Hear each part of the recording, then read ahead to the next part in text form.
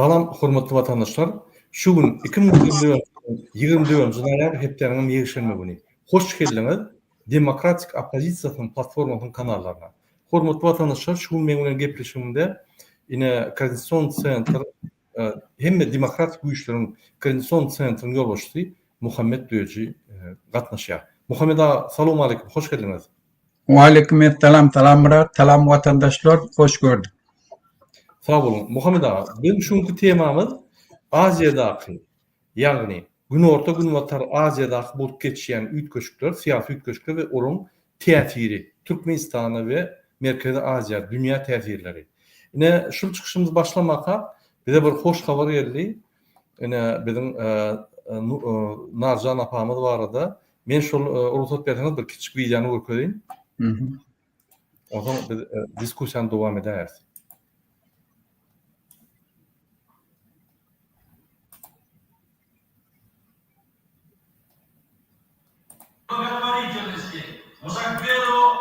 Başından aylayayım ben.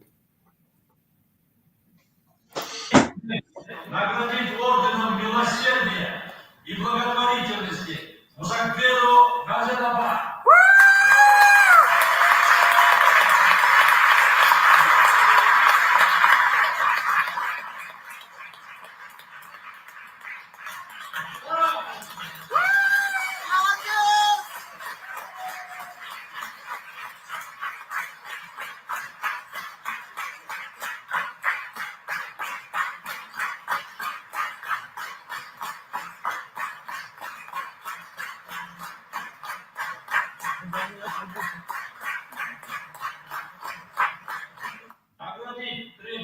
Наградить орденом милосердия и благотворительности. Ine Muhammed ağa, biz ýalňyja men ýalňyşmasam Özbegistan döwleti bizim watandaşymyz Nurjan Muzafferowa medal berýär, orden miloserdiyet. Ine şu medaly ine bizim watandaşlarymyz daşary ýurtlarda münasip bolýarlar. Ýöne bolsa da Türkmenistanda medallar diňe Gurbanyň öz oguna bermeli. Gurbanyň özüne gahryman medal almaly. Öz oguna gahryman medal bermeli we ýanyna şunu ýallaklap ýüňüni izni ýarýanlara medal bermese başgalary medal almanyň haklary ýok. Olaryň sabr işi ýa-da edýän işini hökümete garşy diýip elan edilýär we ine şol ýaly bir gowuna çykyp halkyna kömek etjek bolsa, şoňa ýanky gaýtyp olar tutsak edip ine şol hökümete garşy döwlete işleýär diýip ýanky nime diýär. Bäde medal vermek, hayır etmek, adam türmäe salmak, adamı bandy çözmek, hemmesiniň litsenziýasy diňe bir adamda bolmalymış, olam Gurbanyň berdim. Ine muňa näme diýjeksin? Öz sözüňizi aýtsaňyz. Birinciden men Narjan Muzafferowa hemme maşgalatynda gutlaýar. Men öňden aýdyp gelýär. Narjan Muzafferowa bir adam ki öz kynçylygyny çözmek üçin Türkmenistandan çıkıp otada göz yetirdi aňyrda işe edip bolana. O şeýle bir energiýny, aktiwny aýal öz maşgalatyny üýtgetmek üçin şu tadan Amerika geldi. Dürli kynçylyklar bilen. Şu tak geldim ýeke öz maşgalatyny getirdi. Ondan soň bir tofar adamlara da yenedi. Amerikan içinde ornaşmaga kömek etdi. Ondan öz halkymy kömek edeyim diýip şu tardan dat ýygnap, ýani çärjewdäki bolan tufanna şolary kömek boldun diýip şu tardan dat ýygnady. Maşyla uğratdy. Ondan ýurdy üýtgedeli şu halkymyz kösenip görmesin Türkiýede falan diýip elinden geleni etdi. Ýöne Türkmenistan şoň garşyna etmedikler diýär. Dürli hapa sözler aýtdy bir tohur haramdada adamlar. Ağından geleni söýdiler. Ýöne ol adam durup bolmaýar. Ol adam öz watany bilen ýaşaýar. Öz watanyna, halkyna birzat etjek bolýar. Adamlara etjek bolýar. Ozaň ol gördü Türkmenistanda şeýle gadyrsyzlyk etýär. Türkmenistan dolandyryp oturan haramdadalar, aňyrda bir haramdadalygyny göz ýetirenden soň ozaň şöyle nimetbetde ol başga ýere Özbekistan halkyna kömek etmäne başlady. Bana näçe tane videolaryny uğratdy. Özbekistany nätip maşyllap humanitarny kömek uğratıyor. Innem Özbekistan onu şon yana adamdan kadrını bilip şona medal verip oldu. Bir adam gelip Amerika'da oturup Özbekistan'daki garip kasarlara kömek edip bilen adam ol şeyli adamdı. Ola beyliklerden tapavutlu. Bir yurdun kımmatlığın şon yana adamdan bir yurdun içinde bolonunu var. Yöne bu haramdadırlı dini övleri medal almak için şon yana adamın elinde uyarlı. Kitavut yarlı, kaçır yarlı, şon yana adamla avrayı almasın diye. Yöne Özbekistan şolun kadrını biliyor. Ola da çağırıp şon yana medal veriyor. Yani iki heptelep amırda olun olacak. Yörüyte çağırdılar. Barıp o nime vatançılık vuruşunun kahramanlarını gül koydular. Bizim vatanımı dolandırıp oturan haramdadılar. Tapavutı. Oldu Murat abi. Sağ olun. Yine bizim vatandaşımız diye yine Türkmenistan, Özbekistan ýaly veya Kazakistan ýaly. Yok o. Türkmenistan Demirgalyk Koreýa. Turan birleşimi Demirgalyk Koreýasy diýip ýa-ni Türkler aýtdy, onu inanmadym. Gatga harym elli ýöne diýmeli zat ýok da. Yine öz grajdanlaryndan hiç aktivist ettirmen, ne tawar aktivist, ne ýa-ni adamlara kömek, ne de aktiv bolmak, ne de ýa-ni kemçilikleri aýtmak, ne de adamlara kömek etmek, ýa-ni kemçilikleri düzeltmek. Hiç da Türkmenin halky hak ýok. Diňem o hak gurbanlygy we şonuň komandasy bilen şonuň ýanynaky işleýänler edýär. Din gurbanynyň adyny gitmeli. Diýmek, itin pişiň, eşeň, atyň medallaryny diňe gurban almaly, gahryman medalyny diňe gurban almaly, onuň ýanyna serdar ogly we daşdöwrüne kadar. Başga adamlara neme ýok. Bayrak ýok, olar bellek geçmeli. Ünserin Mazlum Muhammed Ağa Sovet Soýuzy waka, Sovet Soýuzy bir diktator döwlet diýip hasap edýärdi.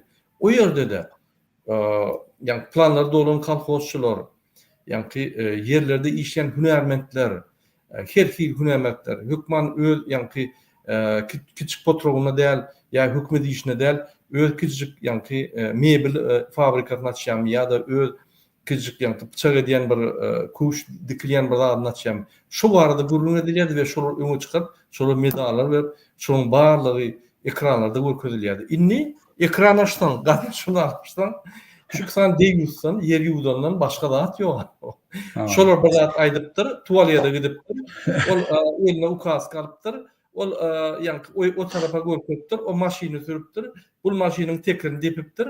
O nime bar täze kostyum alany ýepdir.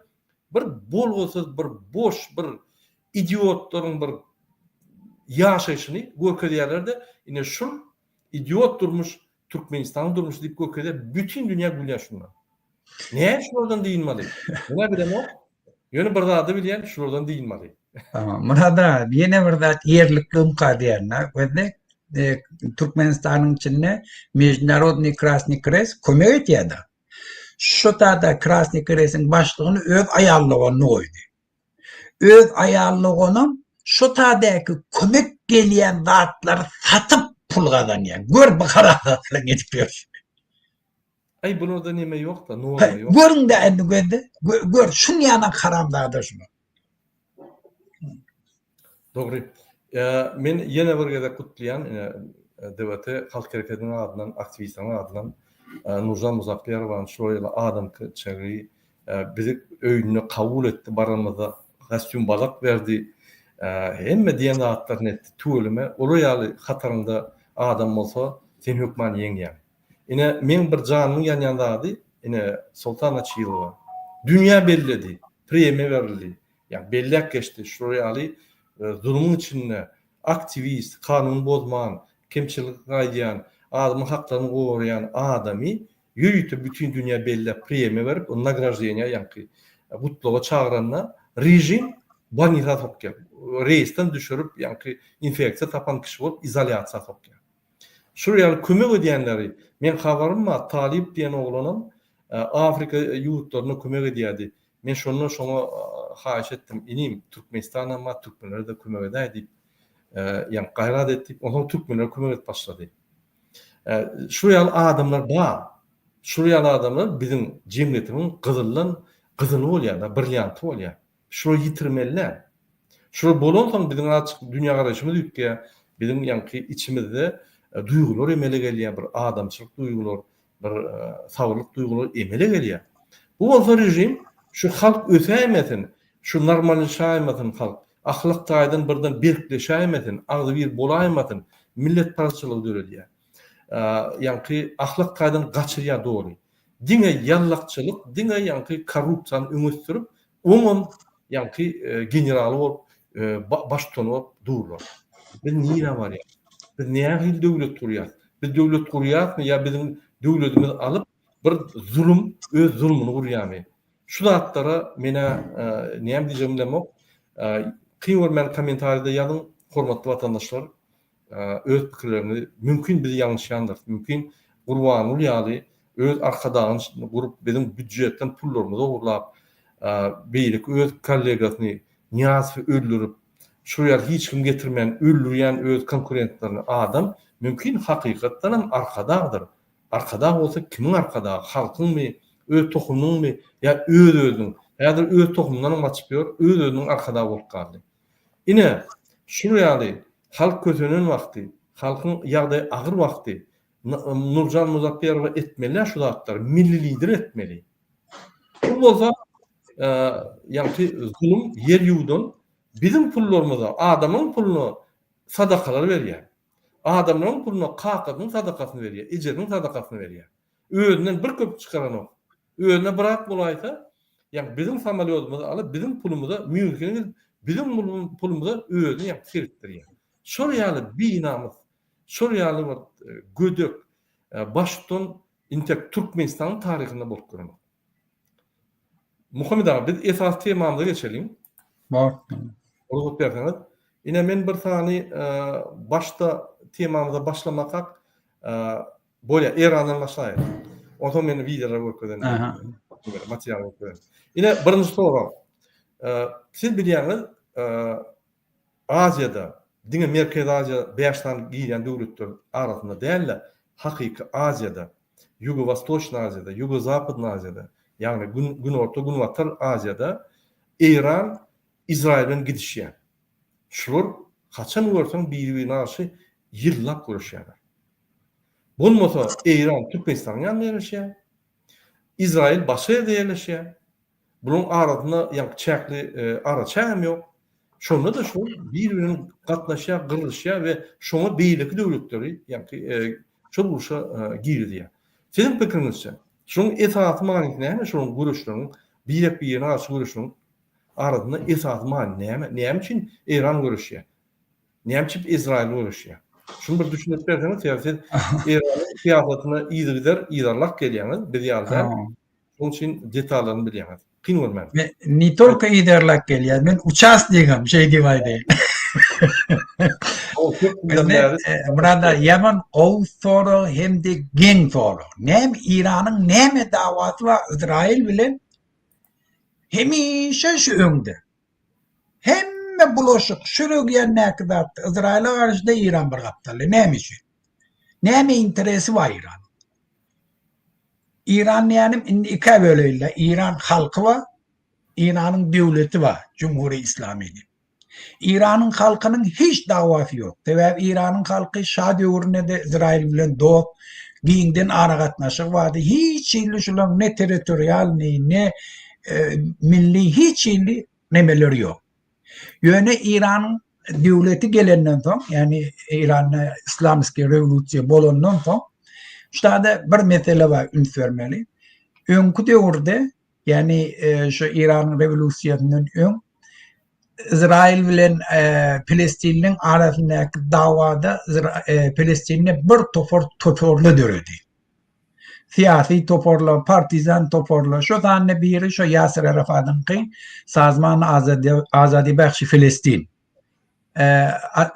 Aswabaditilni organizasiya Filistin'di. Yasir Arafat'ınki. Bula bütün dünyada kim haysi diktatör devlete karşını görüşecek olsa şoları ektiýärdiler, öz lagerlerini öwretýärdiler, pul berýärdiler, partizanski uruşa öwretýärdiler. Şu zanne ondan İranyň bir topar rewolýusioner oglary şu taýda döwre berdiler.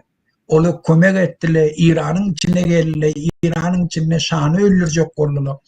Ondan İran'ın bir tufor ruhani adamlarım şöyle bilen ara gatnaşık takladı. Şol için bu ara gatnaşık revolüsiyeden önce İran revolüsyonerleri hem komünistleri hem Müslümanları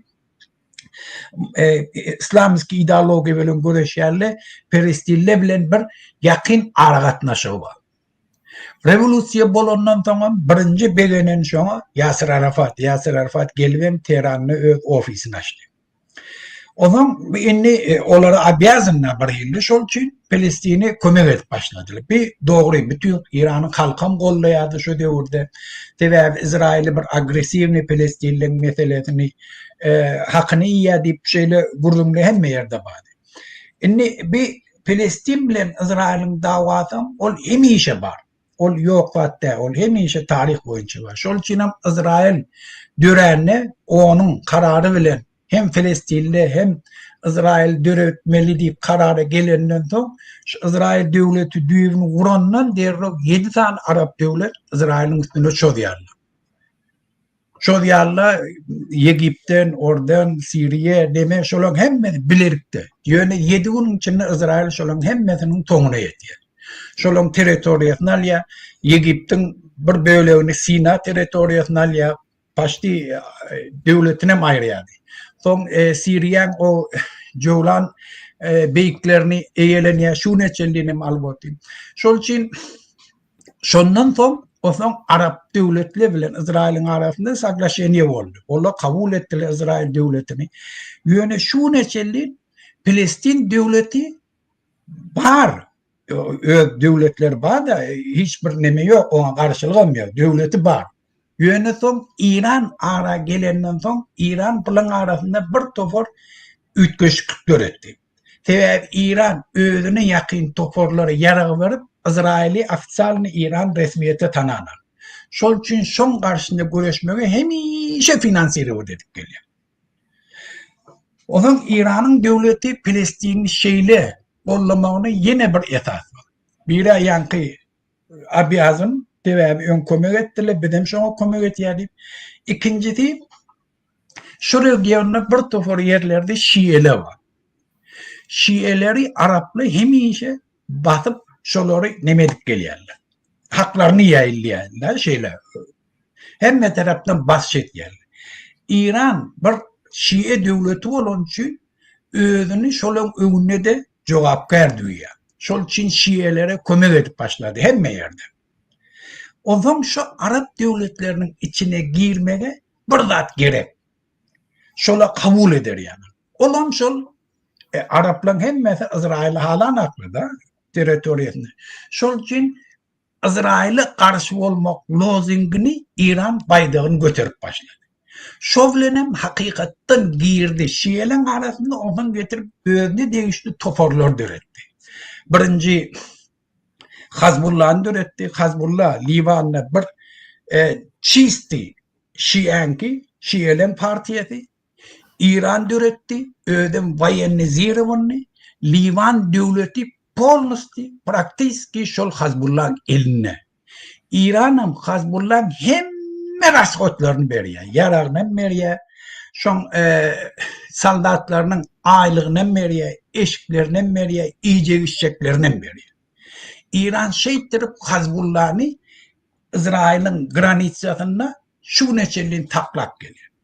O zaman Suriye meselesinde de Irak'ta da Saddam Hüseyin gidenden sonra İran derhal Şiileri organize edip şu atlam Irak'ın içinde esasi rol oynayan Şiiler parlamentem eline hatta Irak'ın armiyasam praktiski Şiilerin eline. İran şolan aylığına çelin veriyor. O zaman Suriye bulaşık bulanına Beşar Esad'ı kollamak niyet bilen içine girdi. O tarafta da Şii toporları hem Hezbollah'ın anırdatallı Suriye'nin içinde de bir topor önüne değişti toporlar döretti. O zaman İran bunlara çeklenmeyenle yine de Husilerin Arabistan'a davet etmek için o tarafta Husileri yaraklandırıp başladı. Husiler Priyam Hezbollah'ın kontrolüne Yaraqlar İran berýär, pulny İran berýär. Şeýtirip İran bütün regionuna özüne degişli Wayenezirowyn we partizanski toporlar döretdi.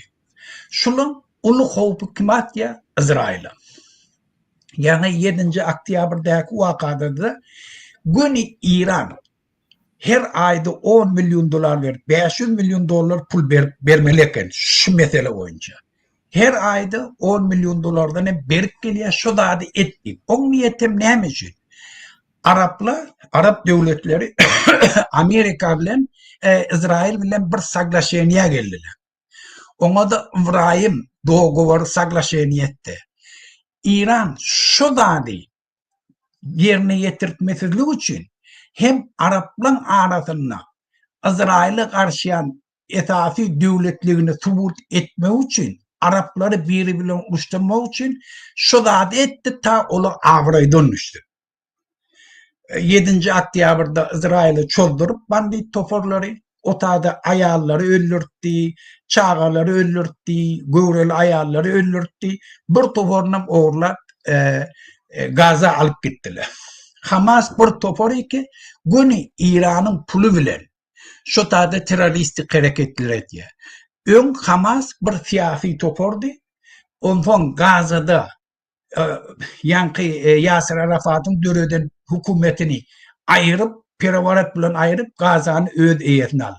Belki Kranayı Bahtari'de Hadirem Yasir Arafat'ın degişli partiyeti Mahmud Abbas sağı şu tadı hüküm duruyor. Olu İsrail bilen urşana, hiç bir Arap devleti İsrail bilen urşana davasım yok. Dine İran'ın pulu bilen, İran'ın prikazı bilen, İsrail bilen Filistinler uruşturuyor. Şol için şu regiondaki problemlerin hemmesi bir kaptal İran'a geliyor. İran regionunu İslamik devletin içinde öz tesirini etkiye, şu yurtlar bulaştırıyor, Wayenezirowyn toporlar döretiyor. Hem şu meselesinden İran'ın, bütün Arap devletleri İran'ın narda. Şol için şu tadaki siyasi ütgöşükle hükmen çözülmeli, İran bilen dünya meselesini çözmeli. Ve şoňa dähädir hemme siyasi ütgöşükle şu dada gabat gelýär. Burada Sağ olun Muhammed ağa. Yine bir soru Ozan var. yine devam ettirelim. Yine men size bir material okuyayım Muhammed ağa. Bir minut. Yine ünsverin şu yerde Minus США рассказал, как Иран пытался убить Трампа. Yani Amerikan Ministерство юстиции, Adalet Ministrleri bizde Türkmenistan'da şol mass media düşündürdü niye İran'ın vekilleri Trump'ı öldürecek oldular. İndiki malumata seyretsek bir minut. Yine şu yerde şu malumatta yine görünüyor. Tehran ответил на обвинение ФБР. Yani men yanlışmasam şu yerde şu bir ad tutuluyor.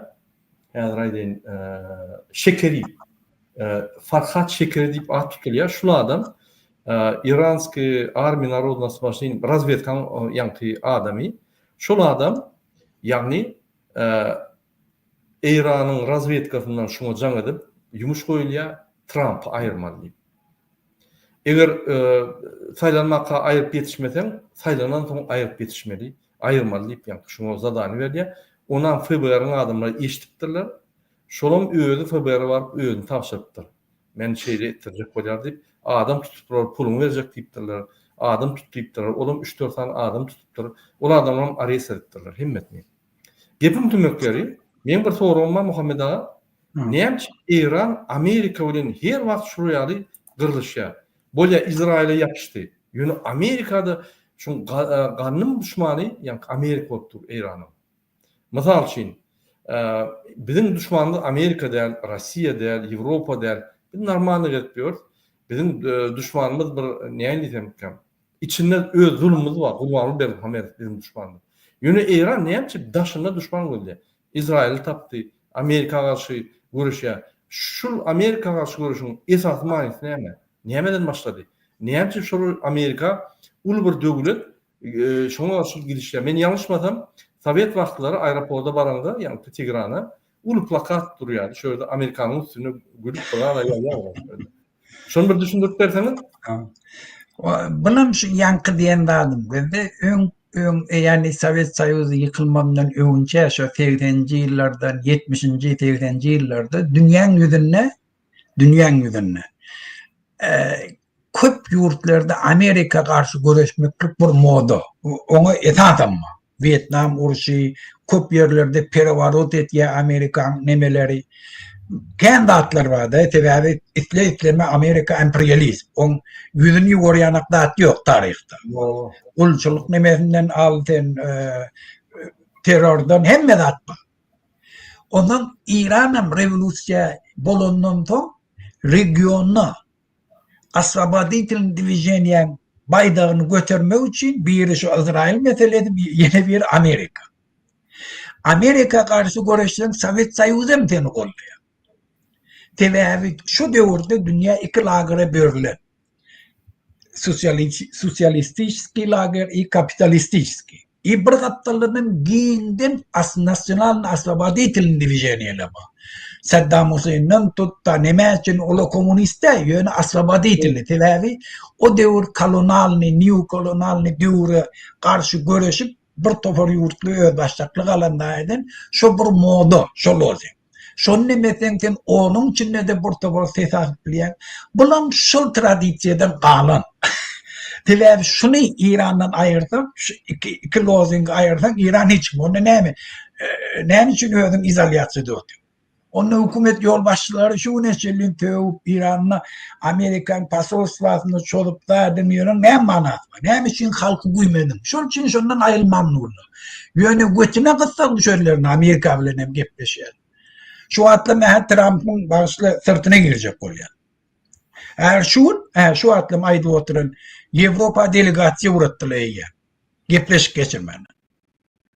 Trump'a delegasyon uğrattılar. İran'ın önkü parlamentinin başlarının doğunu ol neme dedi. Meclisin başlığı. Meclisin başlığı şol eyyam aitti bir Trump ile gepleşmeye tayin. Tabi bunu götüne kısa düşmedi.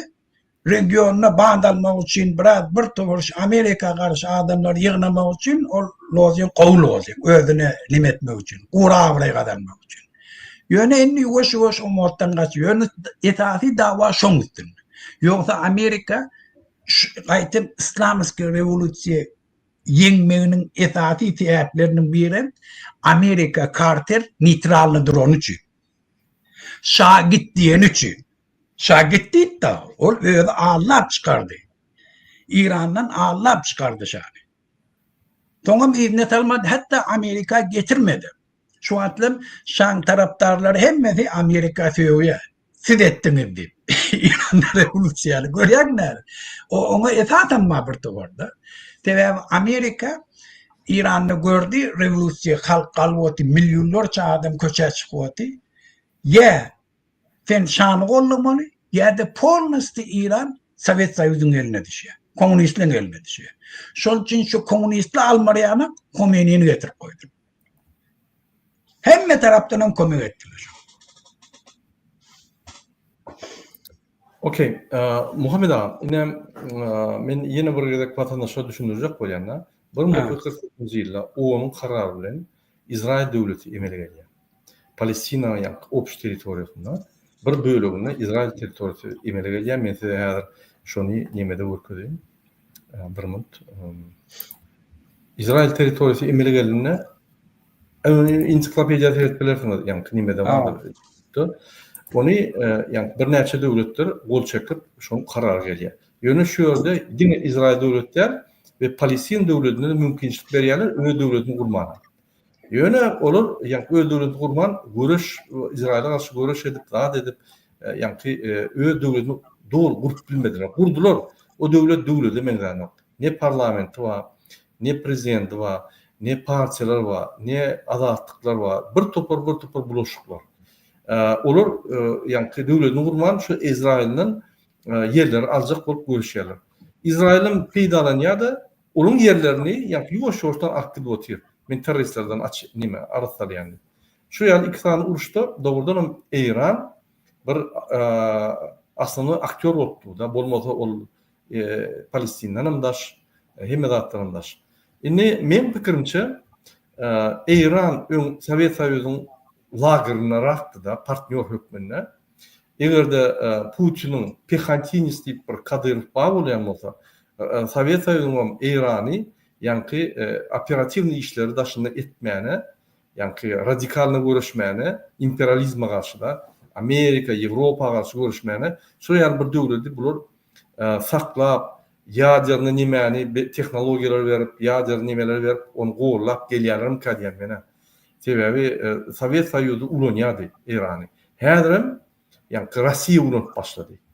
Dowam edýär. Bu dostluk bir günde Putin'in gelmegi bilen dören ok. Biri ýam Sovet Soýuzy gurnak goýdy şu zatlary. Yani dostluk ve şolun üstüne barýar. Häzir ünsürsen Rossiya İrandan şahyetler gelýär, balistik raketler geldi ine atıp başladylar. Bir topar zatlar gelýär. Näçip İran Rossiýany gollamaly. Näçip İran özüni bütün dünýä jemgyýetiniň önüne özüni zulüm hökmüne görkezmeli. Näçip nimetmeli. Ýöne ýerden iki sany döwlet, Rossiýa döwleti we İran döwleti partner hökmünde imperializma karşı, yani Amerika hegemoniyatyna karşı görüşýär kadýan. Men ýalňyş diýen bolsam, men ýanky düýdüm Muhammed aga. Yo, doğru ol. O sebebi şu döwürde analiz şeýle de kim Amerika karşı görüşdi bizim dostumuz diýär. O şondan gelip çykyr. Hemmesi Oponomaryov, Suslov, Medatly hemmesinin ideologiýasy şu. Dünýäde islernik Asbabady telewizyon yani Amerikan karşısında şolar gollamaly. Şondan hem aýrlanýardylar. Her nätdir hem İran'ı öz tarafına çekecek bolýar. Ýöne İran ne şerqi ne garbi arada durjak bolýar. Ýöne o drone hiç peýdasy ýok da. Ul dawada ýa bir tarafa geçmeli bolýar. Ini Muhammed aga, öýtüren bolsaňyz İsrail'in prezidentini we daşy işler ministrini ya öldürdüler ya katastrofa bolup belirtiyor. Tutnamy ýok tek. Şolar öldü. Hameni ýeköýdi galdy. Bir topar içinde siýasatçylar, toporlar, uğurlar, cemiyet nimeler, halkın aktivitesi galyp başlady. Indi şoň perspektiwasy näme utorar? İran täze ýol saýlarmy, ýa öňkü ýoluna gidermi, ýa diňe kosmetik remont ýaly ýokurlarda adamlar çalışyp, ýani Türkmenistan ýaly 33 ýylda ýene şu öňkü siýasat ýöredirmi? Güende Murat, şu 7. oktyabr var ha, şu regionna täze bir takypa şu regionyň taryhyna. Şunu gow ünt bermeli. İran'ın hükümeti Muhammed aga 7. oktyabrda İran'ın prezidentinin vertolyoty ýere gaçyp şöýdäki adamy öldü. Yani şoň datasyna aýdýan Muhammed aga. Dowam et. Yo men onu 7. oktyabr Hamasyň İsrail'e çolunmunu. Men onu ondan soň olan ba o başga. Indi wede odan İran'da prezident saýlaw başlady. Regionne uly üýtgeçligi getiren zat başlangyncy täze takypa boljak zat şu waka. Sebebi İran bir ýalňyşlyk bilen pul berdi, finansiýe etdi, Hamasy adamkärtizçilik hereketi mecbur etdi. Hamasy mecbur etdi. Aýdyn. Hamasyň ýoksa nemeti ýok şon. Filistinliň islegide. Hamas'a pul verip yürüydü. Hemme adam bağımı dakaza etmek gerekir. Şöyle görseniz bak. Näçe ni hayfi olan pul vereni, kim vereni hemme zat yedi. Hamas'ı bir akılda sığmayacak da adettirdi. İsrail'in granisinden geçip bir festivala çolup şu taydaki adamlar kırdılar. Qarry, ayaly, çağaly, göwreli ayalları öldürüp bir topornym öldürüp alıp gitdiler. Şu neçelliğine şu terörçilik hareketten soň Zalojnik alalaryny şu neçelliğine göweren. İran pikir etdi. İran'ın pikiri Raşyoda nämedi? Şonu ettirer, şarkşuluk ettir ve meseleni yatırar. İsrail'im Gaza çolup bilmer. Eger çolupda dünýäň ýüzünde miting barını kurnar. Bütün Araplara da karşı olur. Dine biz Arap devletlerini pazor eder. Şol saglaşenye ve İbrahim Saglaşeniyet, İsrail'den Arap devletlerine şonu yerine yetirtmek deyip Khamenei bir hepti önünden abbevid etti. Şoňa gol çeken döwletler diýdi, şoňa gol çeken döwletler pazor bolar. Bir küyen karta siz öz stavkaňy etdiňiz, siz biýawry bolarsyňyz diýip bir hepde öňünden İranyň telewizioninden çykyş edip aýtdy. Yani bellidir burada etjek bolýar. Inni şu tarihten soň näme boldy? Hemme kişiň raşýody şeýledi. İsrail min ýany wahşyçylyk bilen Hamasy gyryp bilmer diýdiler. Sebebi näme etse de näme Hamas toporu o Bayernizir boldy. Ýöne on eşigi zady ýok. Gazada tiňe halky öňe sürýär. Şala bomba düşse de o halk çağa garly diýip bütün dünýä öz sistematy var İranyň döreden. Hemme döwletlerde var. Yani Germaniýada bütün Germaniýadaky şiýeleň mesçitleri İranyň strukturasy eken döreden. İsrail nämen içinde Germaniýanyň içinde büýdürgünçilik mitingleri organizawat etmek için. Alan pullary hemmesinden aýtdylar, görkezdiler. Dünýäň hemme ýerine mitingleri gurnadylar. Näme için? Şu taada İsrail Gaza çolup bilmer yana. Şu meseleni yatırar yana. Olam bolmadı. İsrail devleti reşitilini näme bolsa şu bolsun bütün dünya kanunlaryny bozup öz interesimiz için zalojnikler asabı etjek diýip bara Ukraina şartlara bardy. Ne Amerika ulagaty, ne Ýewropa ulagaty, ne hiç. Indi şu zat näme boldy?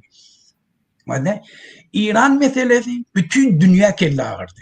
Näme için kelle ağırdı? İran dünyada kanunları boyuna adamdı. Nitolko boyuna agresivni naruşad ediyor. Irak'ın ıkbalını İran çözüyor. Irak'ın halkı çözene onu gönü bulaşıyor. Gön İran'ın nemesi şuna koşulacağını için Irak'ta şu neçelin urf olmadı. Irak demokratik yola gidiyorlar. Suriye'de damno çözülmeli. Dine Ayetullah Khamenei'nin prikazı boyunca Beşar Esed'i gittirtmeli, şunu ollamalı. 500.000 tane Suriye'ni kırdı. 7 milyon Suriyeli kösörüp böyle başka devletler. Dine kimin nemesi bilen? Khamenei'nin prikazı bilen. Khamenei karın koça çıkarları öldürüm. Hizbullah'ını uğrattı, öz güçlerini Irak'tan uğrattı, İran'dan uğrattı, şeytleri bütün Suriye'ni dargattı. O zaman son koşullarla başka mesele. Regionuna Husi'yle Arabistan'a gün verene. Nemede Bahreyn'e İran'ın Şiileri Bahreyn şahlığına gün verene. Şunun hemme şu devletle görüp köteni oldu. Bütün Avrupa Amerika gün verene. Şimdi gelip İran Latin Amerika'da Venezuela'nı pul verip satın aldı. Narko mafyozlarını satın aldı. Durulu yolla bilen Amerikan içinde gönü koşuluşuyor, Avrupa'nın içinde koşuluşuyor.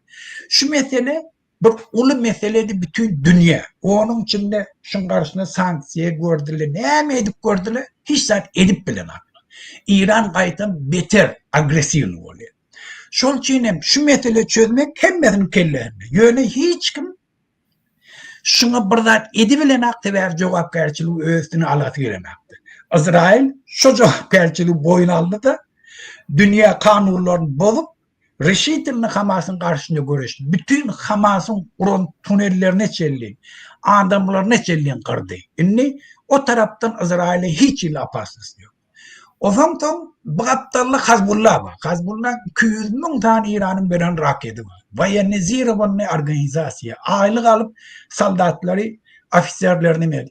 Olan hemmesine dargattı. Ve de Hizbullah başlarını, Nasrullah'ını, ormanlarını, ondan gelen adamlarının hemmesini öldürdü. Bir günün içinde 3.000 tane pejeri, kadro ofislerinin elindeki, Hizbullah kadro ofislerinin elindeki pecerlerini bir gününü göçürdü. Onları hemmesini paralizevat etti. Yani hemme ara katnaşıklarını. Ve de inni Livan Hizbullah'ın derdinden ne edeceğini bilmiyordu. Hatta prezidenti Tayyip bilen aklı. Aeroportunun kontrolü Hizbullah'ın elindeydi. Granitsalarının kontrolü Hizbullah'ın elindeydi. Yani bir yıl bundan önce Hezbollah yığınan barutları yani o Vizrivçat Neveşistivatı portunu göçüp bütün şehri göçürdü. Neçe milyar dolar nemen ziyan getirdi. Neçe min tane öy yıkıldı. Neçe min adam öldü. Hezbollah da adamlar. Şol için Livan'ı olu mesele Hezbollah'dır. İnni İsrail onu da çözüp onun dalgattı praktiski. İnni Livan Hezbollah'ını elinden yarağını alıp Hezbollah bir siyasi parti hükmünde oy bolsun Şii, hava, hakva yöne indinden meylek ola eline yarak almasını pedir şun üstünde ulu gurrun ediyordu. Livanın içinde. İnni şu atlam düğün öngün İsrail haturatı Irak'a sizin yurdunuzun içinden İran'ın döreden Bayan Nezirev'in teröristleri bizi tarafa raket atıyor. Eğer şu nemetmese biz çocuk dedi. Ölüm çocuğa, hükmen çocuğa. Husileri anırda dargattı. Husilerin praktik olur da paralize olur. Olur da diyor. İran şu an şokta. İran ne edeceğini bilemem. İran'ın içinde hem yerde kurdum. Siz 40 yıllar bizim ağzımızdan alıp çöreği verdiniz Filistinlilere, Hezbollah, Yemenlilere, Suriye ne mi peyda oldu bir de? Biz inni yıka kaldık. Bir de kömek yanım yok. Siz ne mi için şol için İran'ın en yukarı derecesindeki eşelonlarını ulu gurruncu. Biz ne mi için İsrail'le uğraşıyor? Bütün Arap devletleri İsrail'le uğraşana.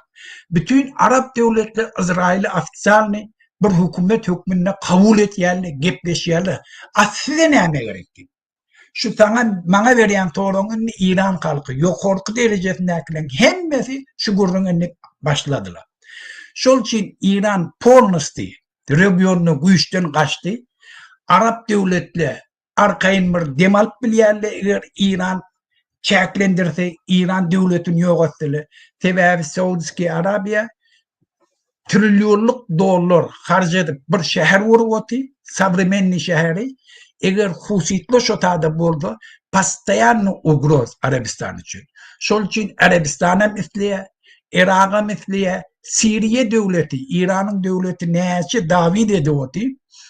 Başar Asad, tenem koşuluş bir kollu deyip, Başar Asad İran'a yok diyordu. Şu mesela koşulacak gelmen diyordu. Şol için İran yıka kaldı, İran'ın ikbali şu yakınlıkta çözülüyor. Sebebi şol mesele çözülmese region hiç vakit parakatçılığı görmüyor. Şuna da hem kişi göz getirdi. Şu meselenin çözülmeyi bilenim regionla duruşuna siyasi meselesi otayının ütkiye. Şolam göz günü Türkmenistan'da da tehir oluyor. Oldu mu Radha abi? Sağ olun Muhammed ağam. Yine bizim yollaşmamız nime yazıyadı. Siz yalan aydiyanız. Hürmetli vatandaşlar, siz bir daha düşünün. Aşağıda halkın içinde bol geçen vakalar var. Yukarıda siyasi vakalar var. Kəvat olur dengelen o. Misal için hazır Palestina'da doğrudan birinci bilen Palestina tarafından adama gelip bayramda atıp öldürüp videolar ama hem tutuklanmalar ama bütün dünya şunu belirlek geçti. Bütün dünya vurumları, bütün dünya mass medyası belirlek geçti. Zalojluk, akitleri halen beren oklar. O fakt, onu yankı yok deyip bulunuk, yalan deyip bulunuk. Yönü şu avatta. İsrail, Palestina yankı bombalaya ve yönü koy adamlar öyle. Biz şuna karşı. Biz hiç vakit İsrail'i koğullandık. Bizim yankı çıkışlarımız hiç vaktan İsrail'i koğullandık. Bizim İsrail'in vekilleri Jadan Hram Umnov'tan nehir kötünpüyor halkımız. Biz hiç vaktan oluram koğullandık. İsrail halkına koğullandık. Yönü doğru demeli. Şu sonki 6 ayın içinde başını başlayan Palestin tarafı ve Usliyen gitti şu. Onu başkaça çözmeli. Her vakit ben aydiyen diplomatik yerdayda, kanun yerdayda rüşeniye çıkarıp, netice çıkarıp onu görüş, şu yerde almalı. Çözdükler. Onu anlatamam.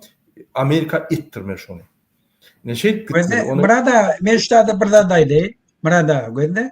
Bizim ne mi aytiyan ne doğru adımızda. Gelsin kim eğer ne doğru aytiyan burada gelasın. Ben çağırıyorum. İslamlık vakti çağırıyorum. Ben görkeyim Muhammed. Ина мен эфирға. Я одно не понимаю, почему, если не знаешь, что происходит, пропаганду говорят. Да? Ина дүйөжи, эгерде көбүнө деп жатсаңыз, да, сөйөп жатсаңыз, мен айран кылып.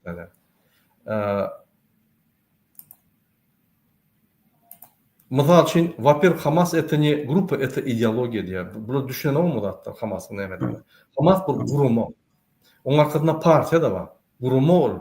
O gurumu haçanla bir partiya, bir gurumu bolup teröristik aktlar başlasa o derhal teröristik gurumu bolýar. Misal üçin ne DVT.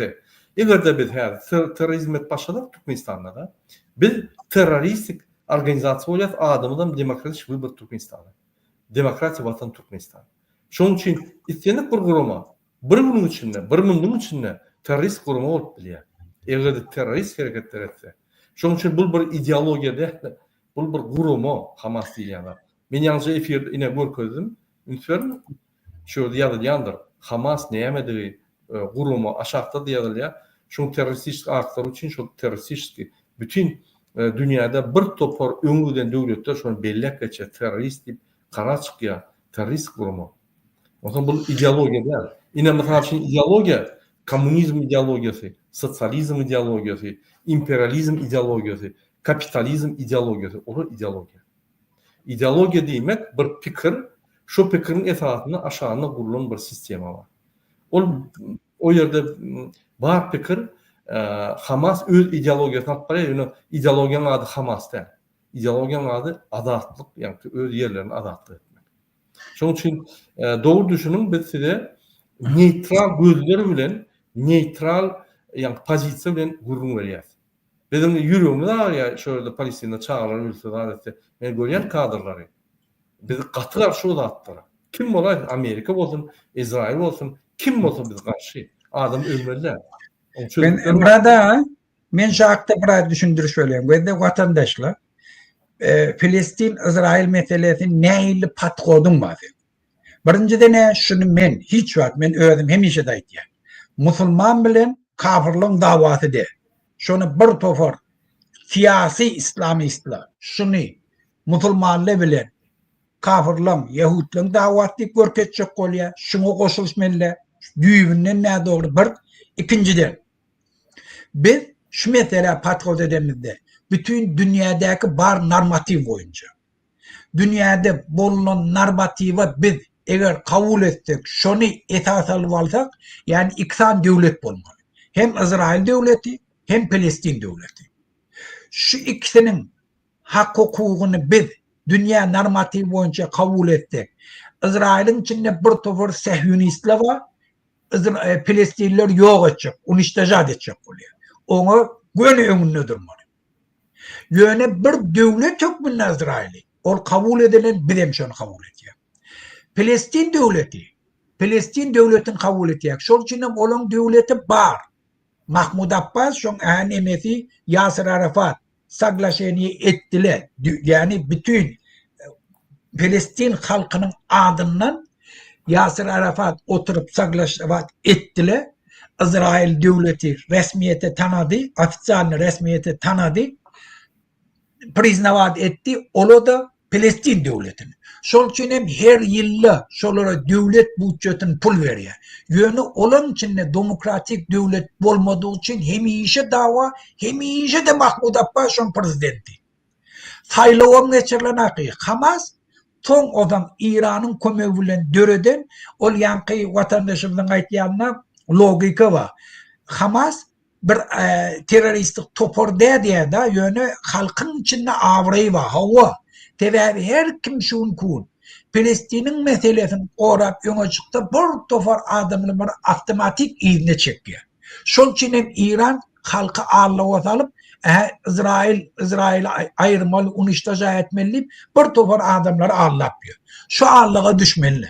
Şol için biz mümkünçülük öğretmeli, bütün dünya cemiyetçiliğini şu tarafa ımtırılmalı, onun gelen kararının esasına iki devlet, ikisinin birbiriyle priznavat etmeli, olmuşup yaşap, komşulukta yaşar yana etmeli.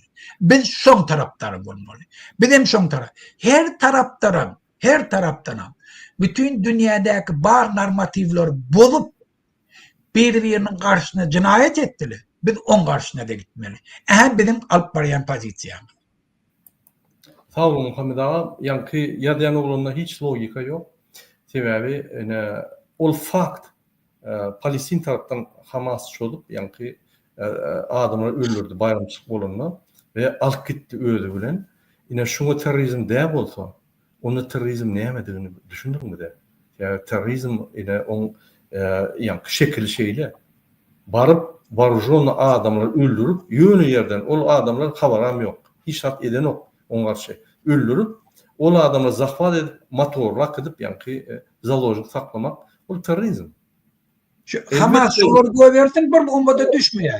Elbette İsrail köp naruşaylar ediyor. Bak su dedim. Onu çözmeli. Onu çözmeyen olsa order verdiler arrest. Netanyahu'ya order verdiler arrest. Onlar Netanyahu yine Fransa'da diskusya oldu. Hükümeti soru verdiler. Netanyahu gelse Fransa arrest edilir mi? Hükman arrest edilir mi? Fransa karşı şunu bütün devletler İsrail'i kollayan dilyanat yok.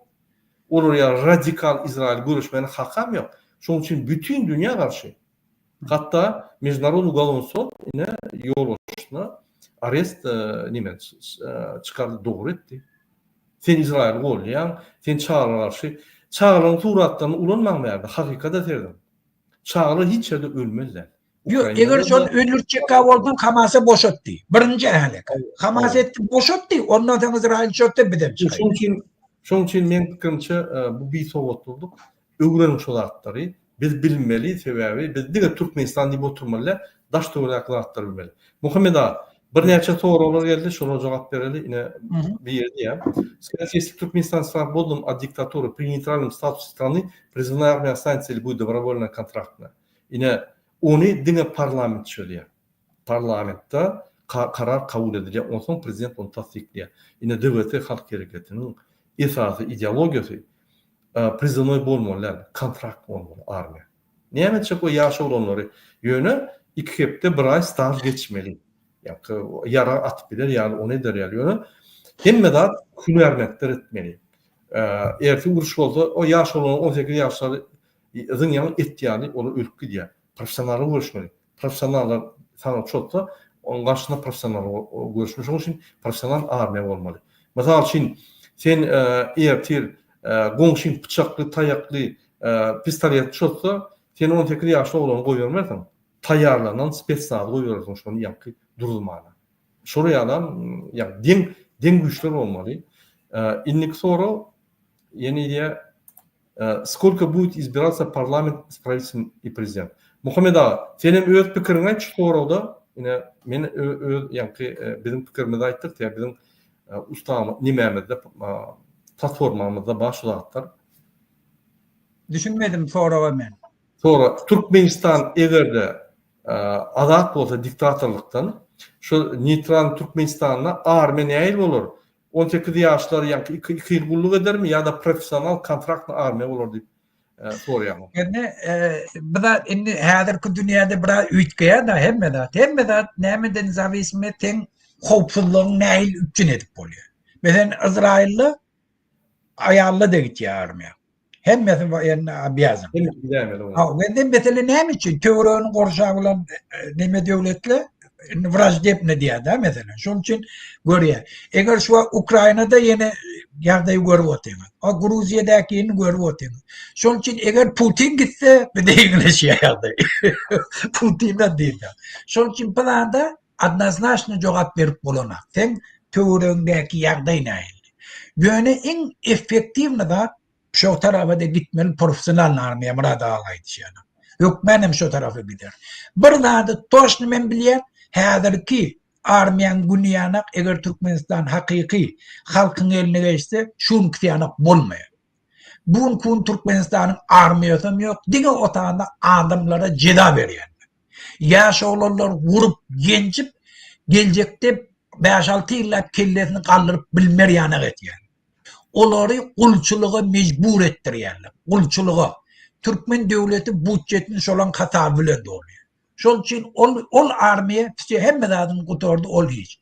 Eğer Türkmenistan özbaşçak olup neme demokratik devlet bolsa birinciden armiyadaki ofitserler aylıkları neçe ette kalar. Neçe ette. Sanlı adamlarla karşı vasın kov ederler. Kov üçüncülük bilen neme derler. Ofitserlerin hemmesi gelen ofitserlerin ece kakasını mecbur edip pul verir yanak ettirtmerler. Şunu adnaznaşını biliyor. Ondan sonra armiyan yağdaya göre hemme yaş oğlanlar diğer o armiya getirmek diyenler ayrılmıyor. Eğer okuğa gidecektiyse mümkünçe git oku onunla. Ava. Eğer okuğa gitmeyen olsa gel ondan boş armiyada kontrat bulup kalırsın ona göre. Ya bir toparla hatta şuna gidecek orada pulun işleyen adamla pulun tölesin ona direkt başka bir yerini kontratlı. Dürlü varyantla var dünyanın üzerinde. Şunun haysi şu günneki gün yağdaya göre Türkmenistan'ın kovsuzluğunu kemsizlikli üpçün eder yana şerte göre de parlament karar çıkarır deyip men pikir ediyorum. Doğru. Bizim şunu fikir ediyor. Yine ikinci soru. Neçe vaktlık parlament ve yani prezident saylanlar? 4 yıl mı, 5 yıl mı, 7 yıl mı? Şun kunne 7 yıl ol bir kanun. Bir kanun yağdayda konstitusiya ütküdüren yani yağday sebebi Türkmenistan konstitusiyasına göre 2 yıllık prezident saylanıp biliyor. Şol 14 yıl goýya oğlu yani hatabat gördü. Oğlu yetişer ýaly 40 ýaşyna. Olam 7 ýyldan 2 ýylak goýdy bolýan 14 ýyl boldy. Şondan da 14 ýyl bolmaka da entek hakykatdan 2025-nji ýylda saýlawlar bolmaly. Ýadynızda bolsa. Şo saýlawlarda yani açyk saýlawlar bolmaly. Ondan şo saýlawlar gelmäkkä ekstremden 28 günne konstitusiýa boýunça 30 gün etmeli. 28 günne derrol saýlawlar geçirip hiç kim içine salman hemme zatlar yapıp falsifikasiýa edip öz olmalydy. O saýlaw derler. Ondan znaçeny. Ine şonuň üçin konstitusiýa boýunça 1992-nji ýylda 4 ýyllyk prezident bolmaly. Gaty ise 5 ýyllyk bolmaly. Ýöne 4 ýylam ýeterli. Ene bir döwletde ýaşaýanda her 4 ýyldan prezident çalışýar, komanda çalışýar. Yani uğur ülke noktur. Ýöne şonu edýän taktik ülke. Yani şonu edýän komanda ülke. Biri yani gowy işleýär bir komanda pet işleýär. Çalışıp dursa gowy. Her 4 ýyldan. Men pikirimçe 4 ýyl işin görkemek üçin ýeterli.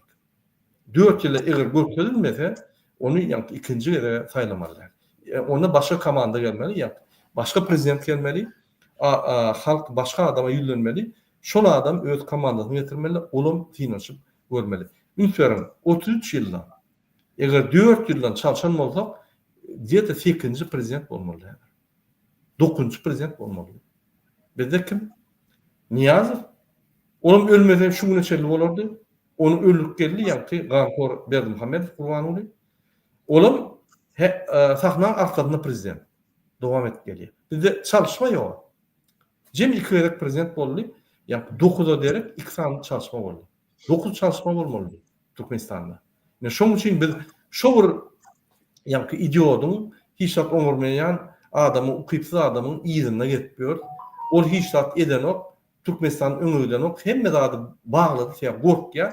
O ýerde bir ýerde halk aktiv bolup başlasa, muny hazap etmän derw aýrylýar diýip gorkup gaýtyp baglaýar. Halk yani garankyda oturmaly, hiç zat etmän. Men bir şok wylada edeň. Men Fransa ýaňy gelen wagtlarym yani tehnikumda işländim bolýum bol. Studentler bir nime gitdi. Köne 200-300 ýyl mundan ozan şatolar yani şolary wastanaldy diýekde yani 11 ýürüte tehnikasy bar. Beýle kerpiçler goýan ýerlerle ýürüte tehnikasy bar. Ine şonu baryp bir firmada köne şatony wastanal yani biz täzeden grup başlanmada biz yani studentler üçin stajda. Ondan firman ýollaşdy, aýtdy, men size bir towukdan nahar edeň diýip yani grill etdi hemme studentlere. Ondan towuk niýe darjak diýsem, ene towuk dogry firma diýdi. Ses ýok. Ol yani angarlar bu tarapy bir 200 metr, bu tarapy bir 100 metr geldi. Şu angara ýeýjek bolsa gapyny kakdy. Gapyny kakdy. Bir mutdan soň girdik. Eşikleri giydik. Yine ikinci kapı var. Ondan kakıp girdik. Suya yaktık bolin. Şu yankı gelere yer yok. şeyle tavuklar du şeyle ol zombiler ýaly. Men şok boldum. Bu näme imsim? Ses çıkan o kıyıştakça şolar hatta ter verdim. Yine şuraya garankada öwredipdirler.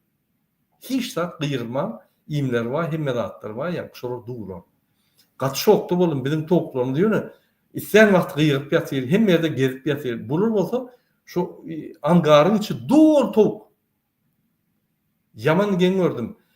Yine şolar ýaly türkmen halkam angara salyp sýerden öşüp goýdular. Hiç tat etmedi yani.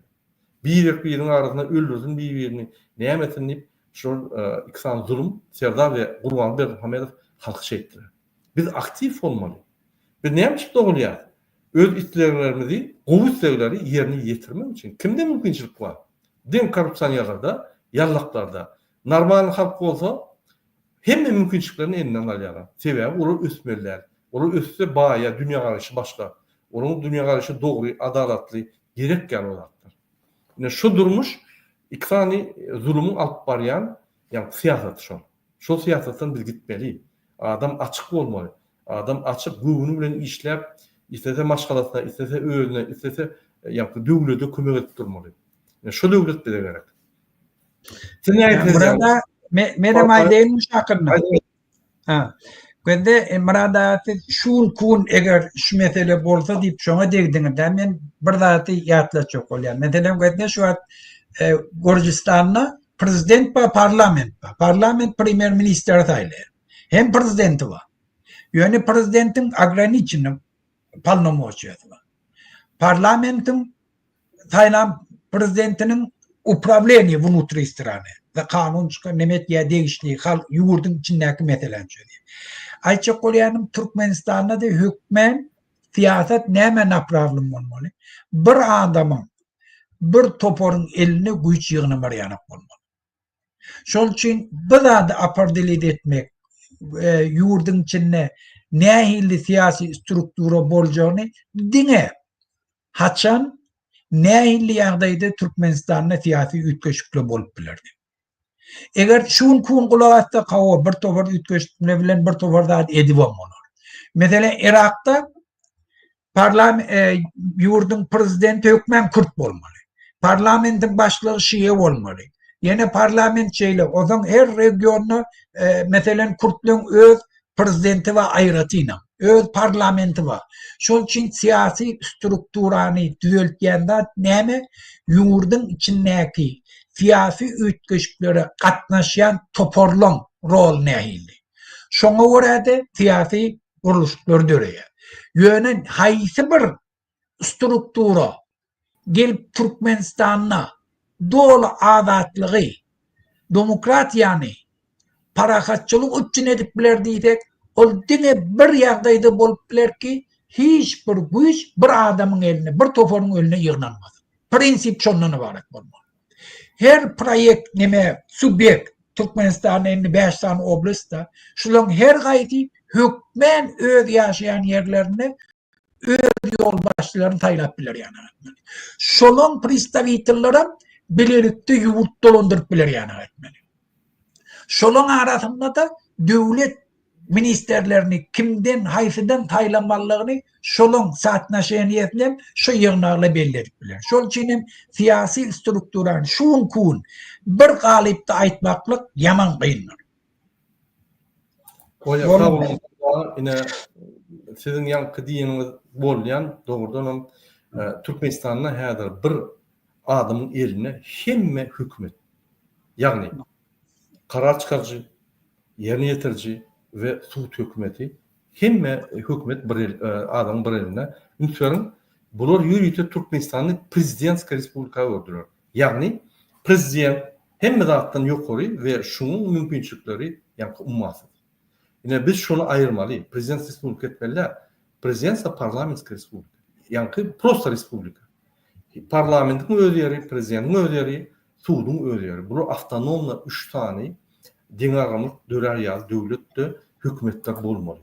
Başga ýollar diňe diktatura getirýändir. Şoň üçin başta bir prezident yankı bolar, onsoň prezidentam gerekkel. Ana kabinet ministri we ýolbaşçy we parlament öz çözüp berýär, ýerine ýetirýän hükümet edýär boldy. Prokuratura parlamenta degişli bolmaly, prezidente däl. Ya prezident gün prokuraturany büktür ya üstüne. Parlamentçiler hiç adam diýip bilen ok. Gün prokuratur iş gozap başlaýar. Şoň üçin prokuratura parlamentin aşagyna bolmaly. Parlament şoňa ýanky gözükçülük etmeli prezident däl. Prezidentin eline häzir MHM, prokuratura, Hem silovikler. polis we ýanky geňeş, hukuk geňeşi. Hemmesi Sudyalar da şoň öldü. Sudyalar da şoň. Hemme zat eline. Parlamentde hiç zat yok. Boş. Parlamentde hiç zat yok. Parlamentin üstünde onam parlamentan kontrol etmek için üstünde halk maslahaty koyup ýanky gurbany onam eýlep edil serdagyn kıyaly ýanky hemme haklar var. İki tarapdan blok edilen Türkmenistan.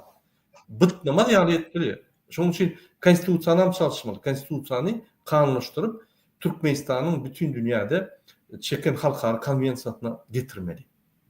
Türkmenistanyň ýaman köp işler etmeli watandaşlar düzeltmek üçin. Diňe ýanky gurbany aýranyň bilen hemme zat düzelmeýär. Bütün sistemany demokratizaşdyrmaly. O diýmek näme? Demokratiýa diýmek bir Ýewropada ýanky burun bir nimesi bar, Russiýa propagandasynyň bir pikiri. Hökman demokratiýa diýmek galy boýlar, ýene zat. Ýok, demokratiýa diýdi. Demo halk, kratiýa правление. Halkyň ýanky wlasti. Biz şoňa götürmeli. Biz tek Ýewropaň demokratiýasyna, Amerikaň demokratiýasyna entek ösendik jemgyýetimiz. Biz entek demokratiýada ýaşap göremdik, doýmaýdy. Biz öwrenmeli. Biz ýaşap çat etmeli onu. Şeyde. İndik sonra Muhammed ağa. Çat ýöne jogap berdi ya biz çykyşymyza dowam edelim. Salam ýoldaşlar. Murat siz sonra size 2022 ýylda biz Türkmenistanda 5 aýda barýar, 6 adam barýar. Ýetdiňiz näme sebäpden aýdan işe urna bolmady. Biz Türkmenistana şunem gitmeyene tayar. Men her ýere çykyşymda diýen, bizim Türkmenistan barmak üçin şertler. O ýerde bu ýerde nägelikler başlamaly. Halk gymylap başlamaly. Halk gymylamasa biz barsak, biz arrest edip türmäge alyp ýitirseler, bir toporumyza güler, üstümizden ay bular samsyk näme siýasatçylar bolýar, öýlerini ýak türmäge atdyrdylar. Beliksem aýdar näme şonu kesip bilmedim öňden şoňa barandan diýip. Ýanky biz bir daha çalışacak bolsak, ýek özümüz hiç hat etdiler. Biz barsak, bizi gün nişan alýarlar. Ýöne halk gymylap başlasa, nägeliklerini aýdyp başlasa, onu nişany almaýarlar. Şoň üçin bize halkyň güýji gerek. Biz baramyzda hatça bir o ýerde bir ýerde nägelikler bolar ýaly. Biz baramyzda biz öňe çykyp gidenmizde bir arkamyzda halk bolar ýaly. Şu şertlere garaşýar. Şert boldugy biz garaşmaz. Ýöne şu kunna gynansaň kommentariýat bilen bol. Şoň üçin ädim gitmeli, durmalylar. Biz sizi kritik edemiz ok ya biz sizden güýçli ya biz öňüden ýok. Bizim hemmemiz bir pozisiýada durýar. Bizim pozisiýamyz has pes, şonu güýçlendirmeli. Güýçlenip mi? Öňe gidip alyp gitmeli bu nämäni. Indik sonra Muhammed ağa sana sonra berildi. Muhammed ağa size sonra egerde İran bilen İsrail arasynda çaklaşma bolan ýagdaýynda Türkmenistan öz serkedini gorap bilermi? Humanitar krizisi nädip geçirip bilerdi? Halaýdy Muhammed ağa sonra jogap. Vallahi beni bilmeyen Türkmenistan gorap bilermi, bilmermi? Türkmenistan özüne oňrana kadyr. Ýöne gurrunsyz bir zady bilýärler. Eger İran bilen İsrail'in arasında dawa bolsa, on ýani klasik dawa bolasy. Klasik dawa İsrail gelip yerin üstü bilen İran'ı çözmeýär. Diňe İsrail'in etjekdädi İran'yň strategik obyektlerini gurar, yol başçylaryny öldürer, wayenni çaýslaryny çözer, galan dadyny İran'yň halky eder. İran'yň halkam ayağa galdy, ondan on ýany kommunistlarny katastrof bolup immigrasiýa meselesi kän döremer. İran'yň halkam eger gelse, yani immigrasiýa gitmelen bolsa, Türkmenistan tarafı, Awganistan tarafı az giderler. Onun gidecek başka yerler köp, mümkinçilikler de. Şol üçin men etmeyen Türkmenistan'a o taraftan mesele ütküz. Ýöne Türkmenistan'a ulu mesele boljaklaryny näme? İran'la demokratik ütkeşikli göz güni Türkmenistan'ın içine täsir eder. Türkmenistan'ın yurdunda halkının hareketine täsir eder. Bir hiç ili şüphe yok. On bolcağına. İran'daki siyasi hükümeti alan adamla hükmen apozisiya da kömek eder. Türkmenistanlılara da kömek eder. Ol bir maksadı bilen özlerinin bilyaniyetini köpeltmek için hem özlerini korumak için diktatör devletlerdir. Ve ola da biliyat etiyedi. Ola da probleme döretiyedi. Şol için iki taraflı. Muhammed ağa yine bir 3 tane soru cevap verin, ondan vakti yok. Biz имамда geçeli yine у нас тоже не лучше ситуация, я так слышу, что его отец мешает что-либо делать для народа. Halkın içinde bir zat yayırıyada Serdar Berdimuhamedov gowy, bu halkı devlet düzetecek, bu hemme zat etecek, yöne gıynansak da şun kakası yol veren o. Lütfen. Serdar Berdimuhamedov kim? Birinci bilin şunu. Serdar Berdimuhamedov bir korrupsioner, gankorun oğlu.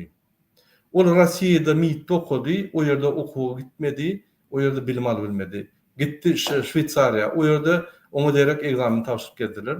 Şo yerde öz ýa-da samalyotyndan hökümetin samalyotunu alıp bir topar korrupsiyon skemaları edip berdi. Serdar Berdimuhamedov Ahal vilayatyna gelip şöyle hakim hükmünde bolup hemmelere soğukkanızı ölçürün, soğukkanızı aýtmaň, maňa soru bermeň, meň ýanyma gelmeň diýip oturun bir hünärmensiz, bir ukypsyz adam. Serdar Berdimuhamedov bizim seslerimiz uğurlap ine prezident bolan adam. Eger normal adam olsa şuraya da etmedi. Serdar Berdimuhamedov Gurban Berdimuhamedov'un tapawy näme? Gurban Berdimuhamedov 17 yıl prezident bolup, ýa-ni 14 yıl prezident bolup işlep bir topar haramlyklar etdi. Serdar Berdimuhamedov 2 yıl bolup prezident işlep inni 2 yıllap haramlyklar etdi. Näme etdi Serdar Berdimuhamedov? Türkiýe viza girdimi? Ya Gurbanly girdimi? Şol girdi. Ayal gyýlara bir topar haklaryny aldymy? Kim aldy? Şol aldy. Konvertasiýany saklap gelýärmi? 7'si 8'si gymmat. Ya iki tane kurs saklap gelýärmi? Ýötüsiz garyp her wagt ýa-ni çölüň ýygyny algar ýaly etip gelýärmi o? Näme Gurbanly günakarmy? Ýok, Serdar. Şu gün bir zat diýsen sen baryp MHM polisler gysyp urup öldürüp ýölermi? Kim onu dolandırýar? Serdar. O näme Serdar gowy bolýarmyş, Gurbanly erwetmiş, Serdar hemme zat düzeltjekmiş. Yok, Serdar gorkurak ente. Rejim gowy ýapyşyp eline alanok ente hemme zatlar. Gorkurak. Häzir Gurbanly dolandyryp ýör köp zatlary ýöne köp zatlarda da Serdar. Mysal üçin polisiň başlygy Serdar'yňky, MHM'ň başlygy Serdar'yňky, Gülnokdyýew ýa-ni armiýanyň başlygy Gurbanlyňky. Şoň üçin Serdar'yň eli bar hemme zatda. Serdar düzetjek bolsa 2,5 ýylda düzet bolardy. Kakasyna aýdyp bilerdi. Ýollaş Gurbanly Berdimuhamedov. Söz bara, halk maslahatynamy? Maňa ideýalar berin, galan men özüm oňa täýär. Siz özüňizde däl, menim özüňizde däl. Sen men kakan, men öý baranda sen men kakan, häzir döwlet ýolbaşçylyk ýa-ni wezipesinde men senem, sen meni çäklendirme, men öz halkyň borjum bar. Men şonu edämeli. Sen kakan bol, dogonum bol, onym bol, bunym bol, men şonu edämeli dip etbilýär. Haýsy ýygyň tutuldy? Näçe ýa karamlyk edilýär ýygynlar diýär. Haýsy tutuldy? Ya haýsy ýa basyldy? Ýok. Gulnawa tutuldymy? Ýok. 4 tane Lubowny bar. Lubowny hemme zulmlar edip ýöler. Hani ellek görmüş onu? Gulnawa gelip vurup gidýär Serdary. Gurbalyň ýa-ni aýal dogony. Näme Serdar etjek bolsa ederdi ki ýalmylda. Serdar Gurbanlyň tapawy ýok. Ananyň oňun familiýasy Berdimuhamedov. Olum gyýlar zorlap öldürüp ýören oglun. Olum entek siz onuň hakyky ýüzüni göreňiz. Обычный тихушник bol. Adamlar bildirmän.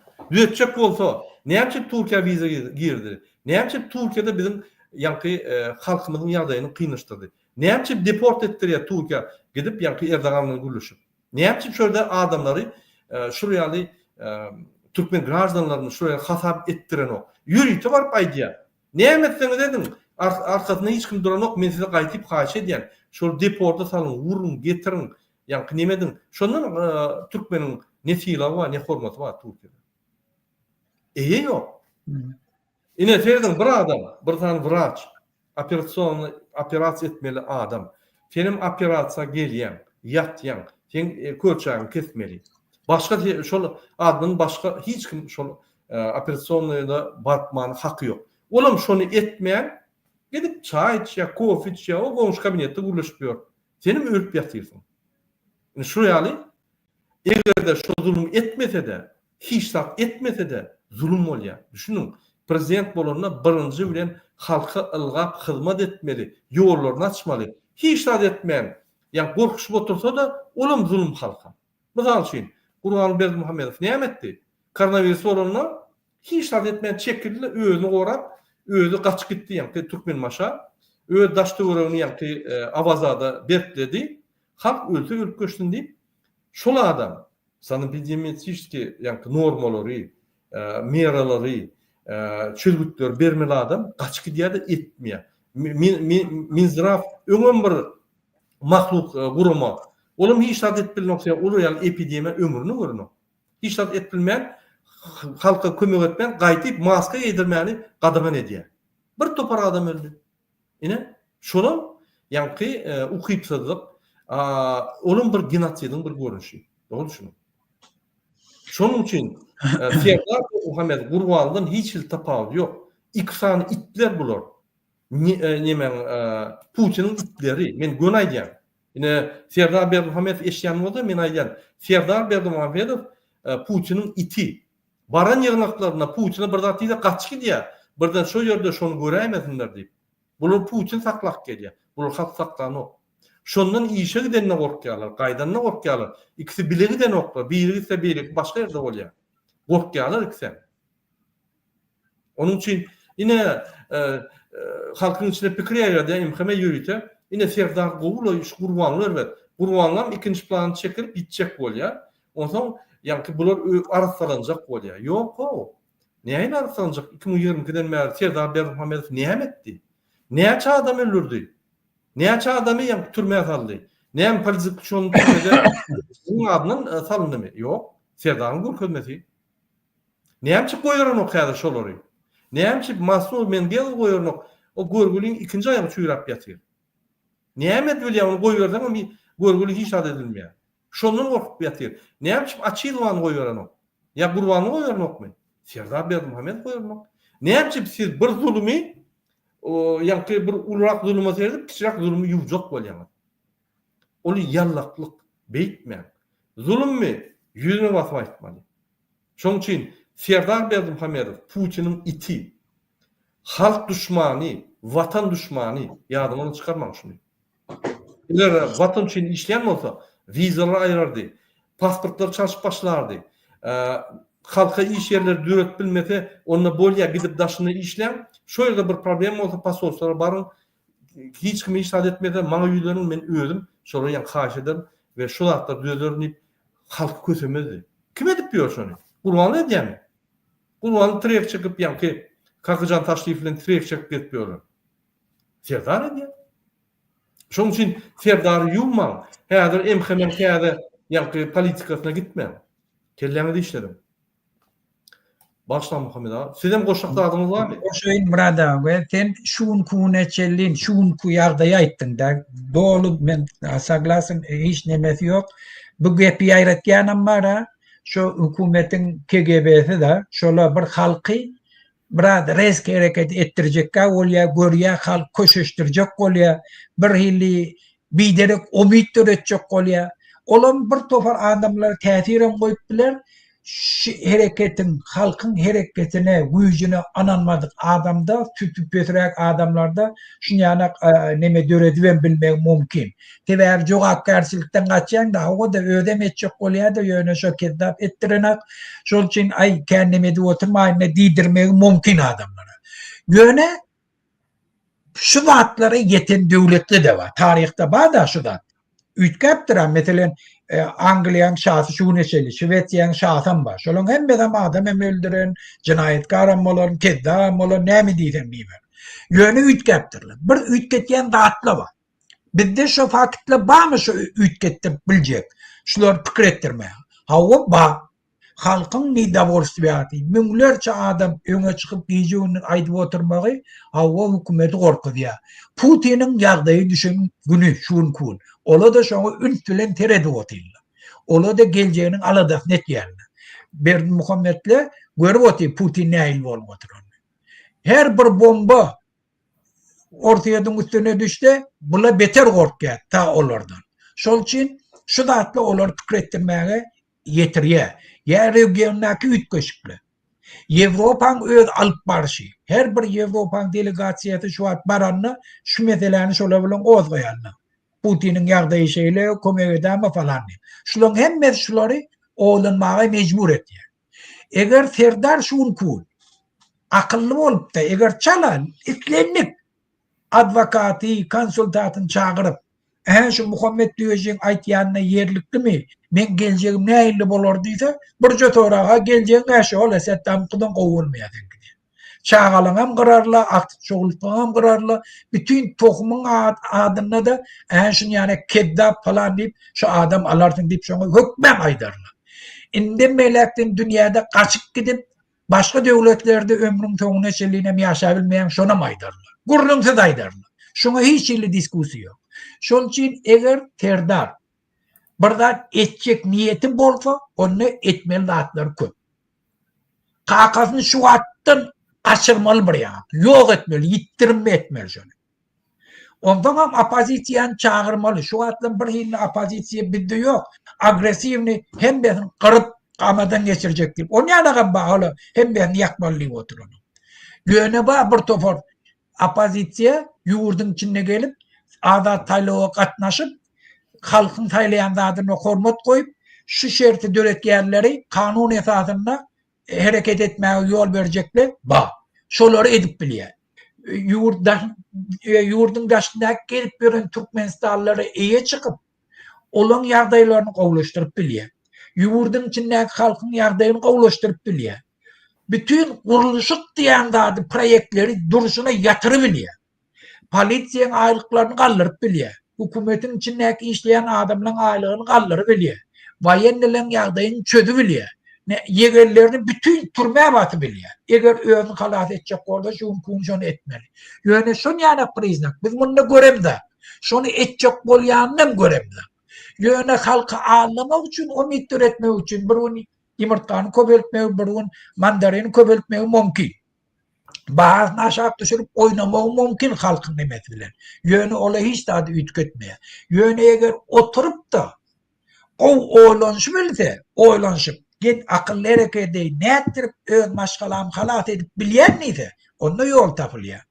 Şunu edecek olsa da hem de kişim şunu kömeğemedir. Okey. Muhammed Ağay, yine bir ne soru var, katılık soru var. Yine, как вы думаете, если стадут под названием Туран, будет ли польза для обычного народа? Туран birleşik Bologna adayına, Türkmen halkına, sağda Türkmen halkına peydası bolon deyip ayardı da. Hani fikrinizi aytsanız, o zaman benim Ben de vatandaşla Sovyet Soyuzu döremeke Türkistan meselesi giyinden bağ. Şunu Türkistan tedavi pan-Türkizm dörenden sonra Türk emperiyası, Türk nemeden bütün Orta Asya'da giyinden yayra. Şunu yani yığınlarım geçiriyor. Lenin'den şundan korkup Türkistan'ı yönetmer yani. Şunu yani sözü ayırtmak için o zaman Asya'nın bölüp başlayarlar da. Türkmenistan, Özbekistan falan. Şuna razıçılık veriyorlar. Şundan her bir devlet öz başlık bol nevet ye. Yönü şunun arasında şu neşelinin teritoriyalını davaladı var. Şuna mürite edilir. Angliçarlı etti. Bula da şunu yanık etiyerler. Emişe birbirini uğraştırmak için. O işte Özbekler ve Kırgızlar bilen uğraştırdılar. Tacikler bilen Kırgızları uğraştırdılar. Edip oluyor arkayın. Ne mi diyecek oluyor? Türkistan meselesi hükmenen bir gereğim hem halka da peyda edebilir. Yani Türk devletlerinin diktatörlerinin kulübünü döretmek. O Türklere bir yandan başladat getirmek. Yine de Türkiye'ye gelip ağaççılık edecek. Putin'in ornunu tutacak oluyor. Ol bizi dine köser. Bize hiç milli befidem yok. İktisadi befidem yok. Maralnam yok. Hiç tat yok şundan. Ol dine diktatörleri şu tadı berkitmek için. Şol için şol Türkiye Erdoğan'ın inisiyativasından Turan devletlerini döredeyinin diyen häzirki emesinden daşlaşın. Şoňa karşı çıkın. Ta bizim aktivistlerimizi Türkmenistan'a bermerýänem, Özbekistan'a bermerýänem. Diktatörleri şu tadı öz halkının karşısına cinayet etken adamları gollamarýänem. Biz şolardan daşlaşmaly. Ýöne Turan nemesini devletini, devlette şol birleşigini döretmekdir. Ol bizim esasy nimemiz bolmaly. Soňky dünýäniň ýüzündäki wakalada şoň wazyplygyny öňküden meteren bize subut etýär. Biz näçe tan Türk devleti bolup wayenni, siyasi, iktisadi birleşigimiz döredip hiç kim bize göz tükmerýäni edebilýär. Özümüz hem dünýäde de ulur rolmuzy oýnabilýär. Ýöne eger deň oturup deň gepleşdik. Putin'in yerini Erdoğan'a çalıştırmadı. Şunu bir üstüne oturup oylaşmalı. Şuna da yaman haberdar olmalı. Sağ olun. Gattor belakıştınız Muhammed ağam. Yine şun kunle daş döwründäki diktatörler Gazakistan, Kırgızstan, Täjikistan, Azerbaycan, Türkmenistan olar bilen diktatör klub bolýar, turan bolmaýar. Ýöne turan birleşik gerek. Edil şunky ýagdaýda şo gerek geldi we halkyň çok daha ýok. Pikir etmeň Türkmenistan turana ýeri şirketler açylar, biz Azerbayjanga işler biz nime ýok. Türkmenistan turana girmet ýa Türkmenistan turana girdigi neytralnyň ýitirmeli bolýar. Neytral döwletini ýitirmeli bolýar. Neytral statusyny ýitirmeli bolýar ýa şöyle dol berkidilen neytral status hiç bir birleşige gidip bolanok. Eger şonu ýitirýärse başga birleşiklere girýärse ýa turan ýedi beýleki ona Gurwanyň Serdar Berdimuhammed gitmeli bolar. Ýa halk beýlik döwletlere gidip başlar, integrasiýa et başlar we Gurwany we Serdar Berdimuhammed halkyny kontrol edip bilmez. Diktatura näme durýar? Halk kontrol edip bilen soň durýar. Granisalar yapan soň, internet bekleýän soň şeýt taklap bolýar, başga taklap bolmak. Şoň üçin turan birleşik gowy ýöne şunky ýagdaýda bize hiç tat getirmiyor. Biz sisteman çalışmalı, sisteman çalışım beýlek bilen deňgürleşip onu mümkin bize ulu avantaj. Ulu peýda bar. Ve murada bir zat goşaýyn. Ve Türkmenistan Bakaran Berdimuhammedow şoňa girjek bolýar, gireýin diýenden näme başlady? Biziň aktivistlerimiz jelladyň eline tapşyrmaklyk başlady. Biziň Türkiýedäki yaşap ýören Türkmenistanyň ýagdaýyny gyzyp başlady. Şol üçin bu turanyň başlangyncı kan bilen başlady. Şol üçin bu turan haram. Muň ýanyna barmenler. Erdoğan şu tadı bolsa barmenler, o haram. Diktatörler klubu boljak bolsa agdama. Doğru ýa. Biz bir sany geopolitika edýän aktýordan Putin'den dinip Erdoganyň aşagyna girmeli. O Farhat tapşyrdylar. Ola kimine tapşyrdylar. Halk üçin hiç tat edinok. Türkmen halky üçin hiç tat edinok. Ýöne Gurwany üçin köp tatlar etberdi. Türkmen halkyna hiç tat edinok. Deport edýär, kowýa, da tutturýar, da edýär. Aýdanok, Gurwan uly, sen näme edýän halkyňda? Näme pasosor pasport bernok? Näme şu zatlar Türk hökümet bilen okdur edýärmi? Türkmenistanyň gражданlarynyň Türkiýede problemalary. Suwýar bilýärler, suwçanyar bilýärler. O 1 milyon Türkiýedäki türkmenler bir kanuny işlemeliler. Şola onun we de karary boýunça hökmen hemme hak hukuklary bolmaly. Türkiýe bil katlaýyn gul etýär türkmenler. On ýany gulçylyk duran bize gerek. Yine iň soňky soru nimedel onsoň efir ýapaýly. Innikedek dowam eder Muhammed ağa. Putin gitse dünýä düýlermiki? Eger Rossiýa kim prezident bolsa da ýuwudy dargatmalyk üçin hereket etmeli bolar. Näme ütkär siýasat dogry göz bilen garamagy başaryň diňe bir döwlet tanqid etmeň Amerika ýa-da beýlik döwletler. Inni men size soru bereyim Muhammed ağa, biziň watandaşymyza gat wajyp şu jogap. Eger de Putin gitse, eger de Rossiýa birden saýt sebäp bilen demokratiýa geçip ýa partiýa dörep başlasa, o ýerde ýa adam haklary dörep başlasa, Türkmenistan'a avtomatik demokrasiya bolur mu? Ya Türkmenistan avtomatik düzelir mi? Ya da biz özümüz turup görüşüp yenmesek daş töwerenin hemmesi düzelse de yani Türkmenistan düzelmez. Şunu da düşünüp berseniz. Ve de şu metele geliyor da yani Putin'in rolü diktatörlüğün durmağına ol belli. Şol için hem Putin korktu. Bütün devletlerde, mesela Ukrayna'da, Pribaltika, Gruzya, yani Ermenistan'da, otada Svetnoy revolüsyodan korkup Zapıda bir şart koydu. Sen men interesim var devletler bilen işin bolmasın. Olar men özüm orayan, şolara koşuluşma şu taada revolüsiya etcek bolmadı.